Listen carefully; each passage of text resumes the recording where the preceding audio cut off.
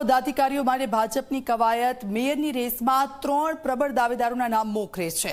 ગજેન્દ્ર ચૌહાણ, રાકેશ રાઠોડ અને રાજેન્દ્ર રાઠોડનું નામ આગળ છે। જ્ઞાતિગત સમીકરણોને ધ્યાનમાં રાખીને નિર્ણય લેવાઈ શકે છે। વિકાસના કામોને વેગ આપી શકે તેવા ચહેરાની પસંદગી થશે।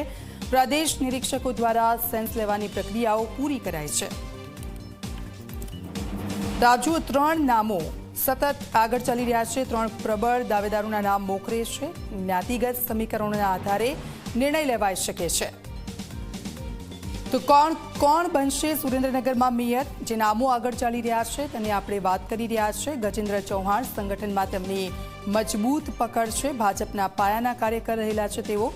બીજું રાકેશ રાઠોડનું નામ ત્યાં આગળ ચાલી રહ્યું છે। એક યુવા ચહેરો છે, તેના પર પણ પસંદગીનો કળશ ઢોળી શકે છે। આધુનિક વિકાસના વિઝન સાથે તેઓ કામ કરે છે। રાકેશ રાઠોડ એક આ નામ ચર્ચામાં છે।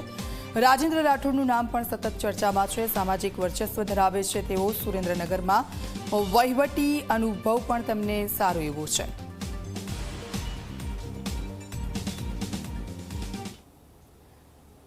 વાપીમાં ભાજપનો ભગવો લહેરાયો છે। 37 બેઠકો પર ભવ્ય વિજય સાથે મહાનગરપાલિકામાં ભાજપનું શાસન છે। વાપી મહાનગરપાલિકાના પ્રથમ મેયર બનવા માટે જબરી હોડ લાગી છે। 50 વર્ગની મહિલા માટે અનામત છે આ પદ। કોણ બનશે વાપીના પ્રથમ મહિલા મેયર? રેસમાં મિત્તલ નંદાણીયા, ઉન્નતિ પટેલ અને પ્રિયંકા કહાર આગળ ચાલી રહ્યા છે। તો ડેપ્યુટી મેયર પદ માટે મિતેશ દેસાઈનું નામ સતત ચર્ચામાં છે। સ્ટેન્ડિંગ કમિટીના ચેરમેન પદની રેસમાં સતીશ પટેલ મોખરે છે। 7 મહિલા ઉમેદવારો મેયર પદની રેસમાં છે। મિત્તલ, ઉન્નતિ, પ્રિયંકા, ઉષાબેન, ભૂમિકા, કવિતા અને દક્ષા પટેલનું નામ ચર્ચાઈ રહ્યું છે। તો વાપી મહાનગરપાલિકાનું પ્રથમ સુકાન કોના હાથમાં? પ્રદેશ મોવડી મંડળ આખરી નામો પર ટૂંક સમયમાં જ મહોર મારશે।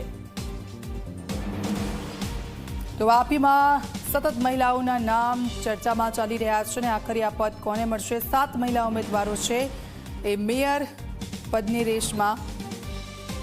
ત્યારે કોણ બનશે વાપીમાં મેયર? ચર્ચામાં જે નામો ચાલી રહ્યા છે, ઉન્નતિ પટેલ વોર્ડ 1, તેમનું નામ સતત ચર્ચાઈ રહ્યું છે। બીજું નામ છે ભૂમિકા પટેલ, તેઓ પણ વોર્ડ 1થી છે, તેમનું નામ પણ સતત મેયર માટે ચર્ચામાં છે। દક્ષા પટેલ વોર્ડ 4માંથી છે તેઓ અને તેમનું નામ પણ સતત મેયર પદ માટે ચર્ચાઈ રહ્યું છે। ઉષા ઢોલરિયા વોર્ડ 5માંથી, તેમનું નામ સતત મેયર પદની રેસમાં ચર્ચામાં છે। કવિતા દુધૈયા વોર્ડ 5માંથી છે અને મેયરની રેસમાં તેઓ પણ આગળ ચાલી રહ્યા છે।